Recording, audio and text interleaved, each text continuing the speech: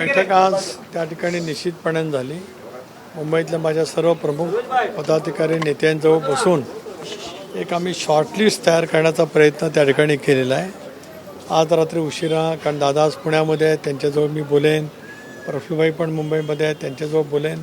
आणि उद्या दुपारपर्यंत आम्ही या संदर्भातला निर्णयास्पद त्या ठिकाणी निश्चितपणे येऊ. सर, नवाब मलिकचा प्रश्न समोर येत होता. नवाब मलिकच्या नेतृत्वाला आम्ही मानत नाही असं भाजपाने सांगितलं. युती करणार नाही नवाब मलिक. वारंवार या विषयाची स्पष्टता झाली, त्याच्यामुळे आता त्या विषयावरती बोलण्याची आवश्यकता नाही. शरद पवार पर्याय आहे युती जसं पुण्याला झालेली आहे त्या अनुषंगाने. नाही, पुण्याला त्या ठिकाणी दोन पद्धतीने काम सुरू आहे. कारण आज स्वतः राष्ट्रीय अध्यक्ष अजितदादा पुण्यामध्ये गेलेले आहेत.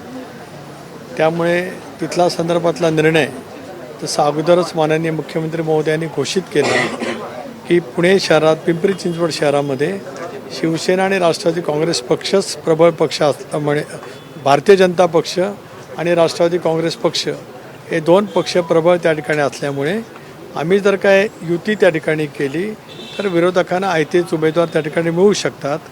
हे अत्यंत योग्य असल्यामुळेच तिथे स्वतंत्रपणाने आम्ही निवडणुका लढण्याचा निर्णय हा घेतलेला आहे.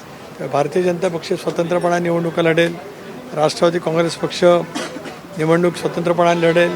ते लढत असताना कोण मित्रपक्ष त्या ठिकाणी जोडले जाऊ शकतात याचा पर्यायी विचार त्या ठिकाणी सुरू आहे. आणि एक बाबसुद्धा त्या ठिकाणी स्पष्ट होत असतानाच महायुती म्हणून आम्ही संबंध राज्यभरामध्ये आज काम करतो आहोत. काही ठिकाणी महायुती म्हणून सुद्धा आम्ही निवडणुका लढतो आहोत.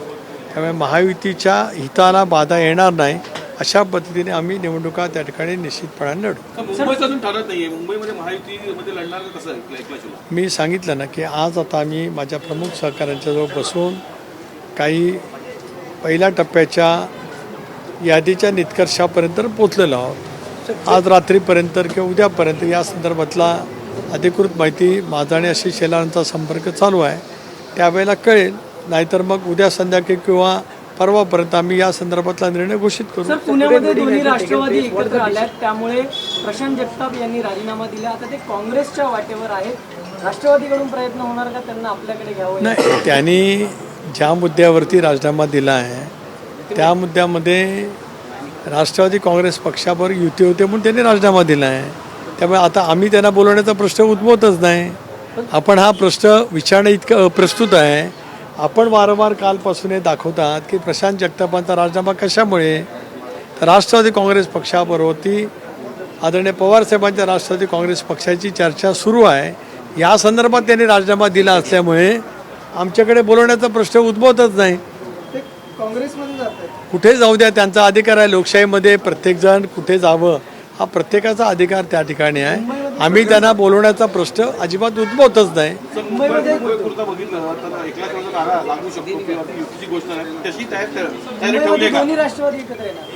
एक वेगवेगळ्या पद्धतीच्या पर्यायाची आम्ही चर्चा त्या ठिकाणी करतो आहोत. आज रात्री किंवा उद्या दुपारपर्यंत पुन्हा एकदा या विषयावरती मी बैठक घेणार आहे. मी मुंबईमध्येच आहे. माझा राष्ट्रीय अध्यक्ष, राष्ट्रीय कार्याध्यक्ष यांच्याशी संपर्क सुरू आहे. त्याच्या अनुषंगाने आम्ही निर्णय लवकरात लवकर घेऊ. आम्हाला हे माहिती आहे की अर्ज भरण्याची मुदत 30 तारखेची शेवटची असल्यामुळे त्याच्या आत अगोदर आम्हाला निर्णय करावाच लागणार आहे. आम्ही सगळे पर्यायाची चर्चा केलेली आहे. Today I had a meeting with all my senior colleagues from the Mumbai. I have discuss at length. We have shortlisted some candidates also. I will discuss late night today or tomorrow with our national president, Deputy Chief Minister Mr. Ajit Dada, and our working president Mr. Praful Patel, and then we will come to the certain conclusion. Tomorrow late evening we will announce our decision. NCP is ready to go alone. You see, there are अलग-अलग पर्याय सामने रहते हैं. So जब तक कोई पर्याय निश्चित तौर पर नहीं जाता है तब तक सारे पर्याय खुले रहते हैं. BJP has opposed the Nawab Malik that during the election. That chapter is closed now. I said oftenly. Why that is being repeatedly asked? Nawab Malik is our election campaign committee within the party, where the party has got his own right. So he is there. He is our senior colleague. So that question is over now. Pimpri आणि चिंचवडमध्ये सुप्रिया सुळेंनी असं सांगितलं होतं की दोन्ही राष्ट्रवादी एकत्रित हे विलीनीकरण करण्याचं पहिलं पाऊल आहे का? आता एक आपण लक्षात घ्या की वेगवेगळ्या ठिकाणी वेगवेगळी युती त्या ठिकाणी होत आहेत. त्या युती होत असताना कुठे विलिनीकरणाचा मुद्दा आला आहे का?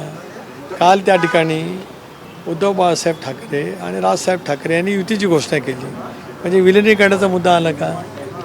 आपण आपले जे प्रश्न इतके हायपोटिकल आहेत की त्या विषयावरती चर्चा करण्याचा प्रश्न त्या ठिकाणी येऊ शकत नाही.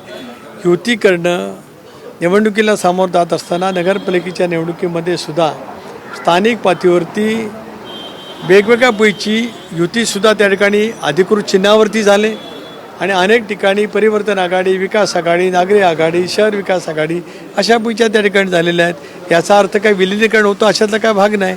आणि म्हणून या सगळ्या हायपोथेटिकल हा सगळ्या बातम्या आहेत किंवा तर्क त्या ठिकाणी आहे, याच्यात काही तवतांश नाही. धन्यवाद.